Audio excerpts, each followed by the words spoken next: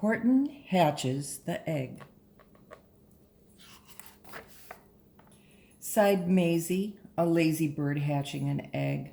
I'm tired and I'm bored and I've kinks in my leg from just sitting here day after day. It's work. How I hate it. I'd much rather play. I'd take a vacation, fly off for a rest, if I could find someone to stay on my nest. If I could find someone, I'd fly away free. Then Horton, the elephant, passed by her tree. Hello, called the lazy bird, smiling her best. You've nothing to do, and I do need a rest. Would you like to sit on the egg in my nest? The elephant laughed. Why, of all the silly things, I haven't feathers and I haven't wings. Me on your egg? Why, that doesn't make sense. Your egg is so small, ma'am, and I'm so immense. Tut, tut, answered Maisie. I know you're not small, but I'm sure you can do it. No trouble at all. Just sit on it softly. You're gentle and kind. Come, be a good fellow. I know you won't mind. I can't, said the elephant. Please, begged the bird. I won't be gone long, sir. I give you my word. I'll hurry right back. Why, I'll never be missed. Very well, said the elephant, since you insist. You want a vacation. Go fly off and take it. I'll sit on your egg and I'll try not to break it. I'll stay and be faithful. I mean what I say. Toodaloo, sang out Maisie and fluttered away.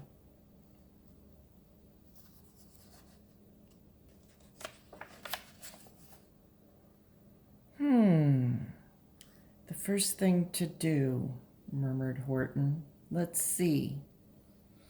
The first thing to do is to prop up this tree and make it much stronger.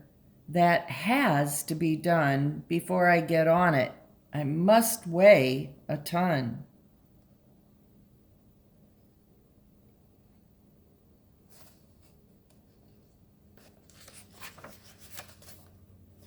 Then carefully, tenderly, gently he crept up the trunk to the nest where the little egg slept.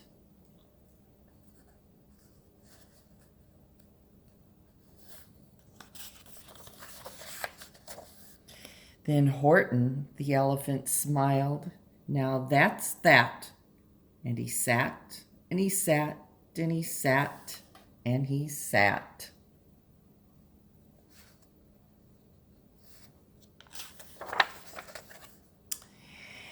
And he sat all that day, and he kept the egg warm, and he sat all that night through a terrible storm. It poured and it lightened, it thundered, it rumbled. This isn't much fun, the poor elephant grumbled. I wish she'd come back, 'cause I'm cold and I'm wet. I hope that Maisie bird doesn't forget.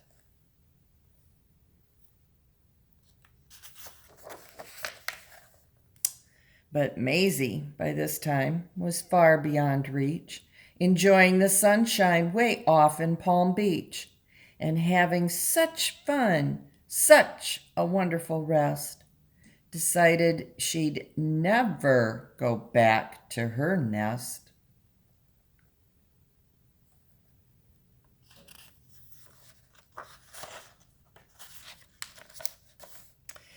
So Horton kept sitting there day after day, and soon it was autumn. The leaves blew away, and then came the winter, the snow and the sleet, and icicles hung from his trunk and his feet.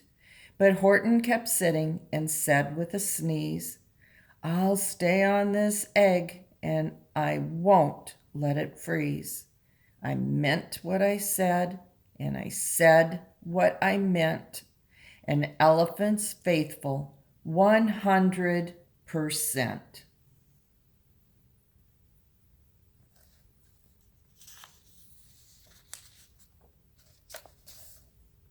So poor Horton sat there the whole winter through, and then came the springtime with troubles anew. His friends gathered round and they shouted with glee, "Look, Horton the elephant's up in a tree!" They taunted, they teased him, they yelled, "How absurd! Old Horton the elephant thinks he's a bird."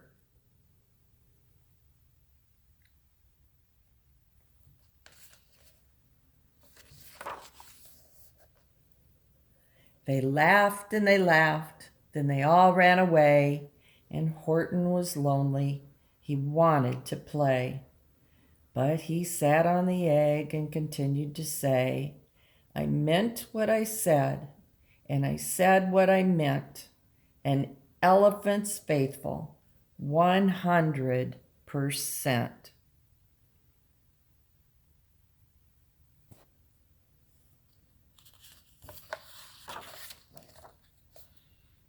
No matter what happens, the egg must be tended. But poor Horton's troubles were far, far from ended.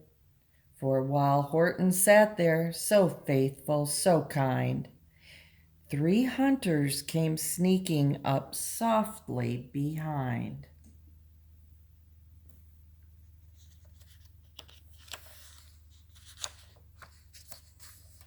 He heard the men's footsteps. He turned with a start.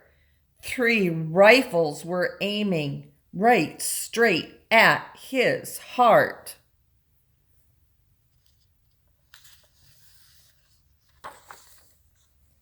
Did he run? He did not. Horton stayed on that nest. He held his head high, and he threw out his chest, and he looked at the hunters as much as to say, "Shoot if you must, but I won't run away. I meant what I said, and I said what I meant.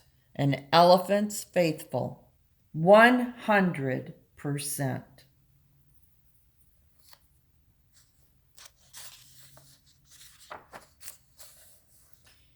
But the men didn't shoot, much to Horton's surprise. They dropped 3 guns and they stared with wide eyes. "Look!" they all shouted. "Can such a thing be? An elephant sitting on top of a tree. It's strange, it's amazing, it's wonderful, new. Don't shoot him, we'll catch him. That's just what we'll do. Let's take him alive. Why, he's terribly funny. We'll send him back home to a circus for money."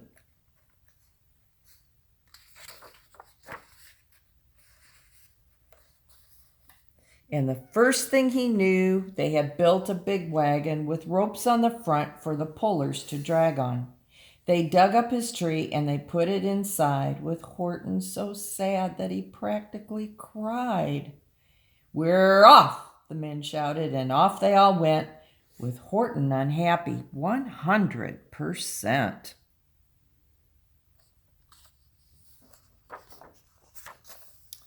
Up out of the jungle, up into the sky, up over the mountains 10,000 feet high.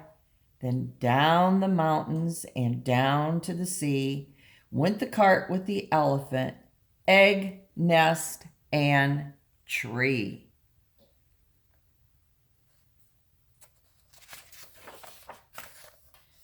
Then out of the wagon and onto a ship, out over the ocean, and oh, what a trip! Rolling and tossing and splashed with the spray. And Horton said, day after day after day, "I meant what I said, and I said what I meant. But oh, am I seasick 100%.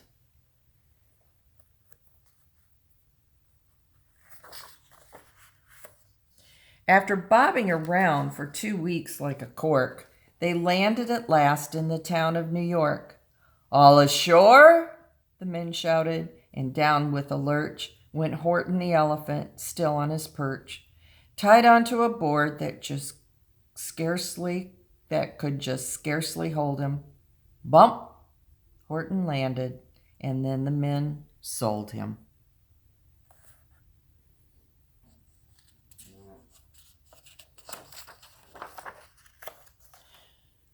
Sold to a circus. Then week after week, they showed him to people at 10 cents a peek. They took him to Boston, to Kalamazoo, Chicago, Weehawken, and Washington too.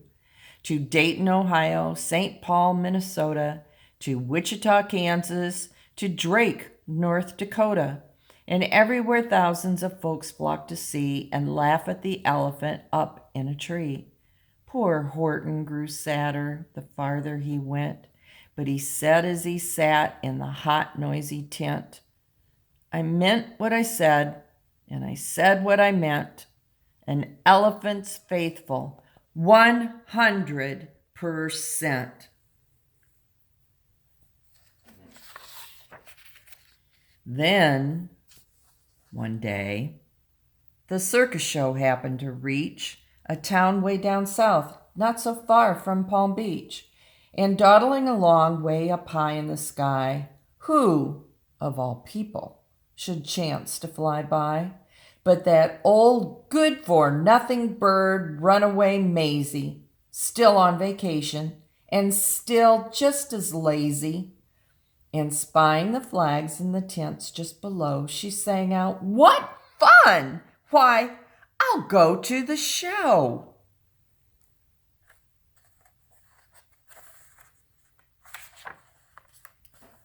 And she swooped from the clouds through an open tent door. "Good gracious," gasped Maisie. "I've seen you before." Poor Horton looked up with his face white as chalk. He started to speak, but before he could talk,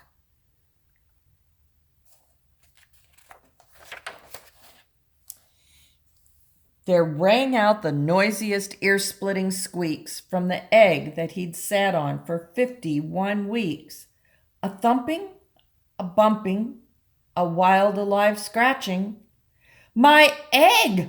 shouted Horton. "My egg! Why, it's hatching!"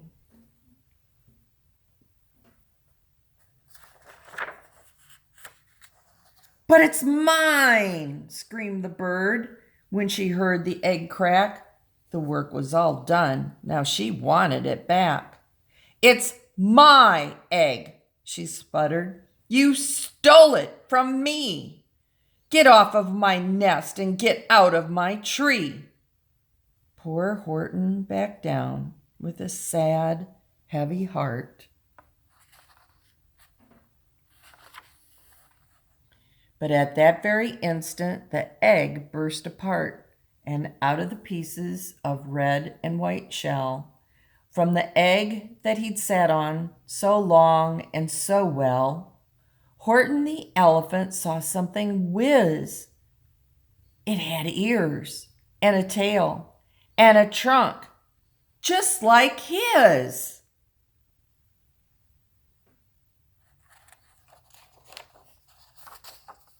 And the people came shouting, "What's all this about?" They looked, and they started with their eyes popping out.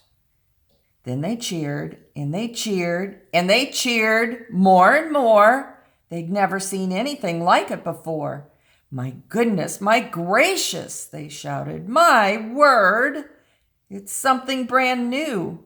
It's an elephant bird." And it should be like that, because Horton was faithful. He sat and he sat. He meant what he said, and he said what he meant.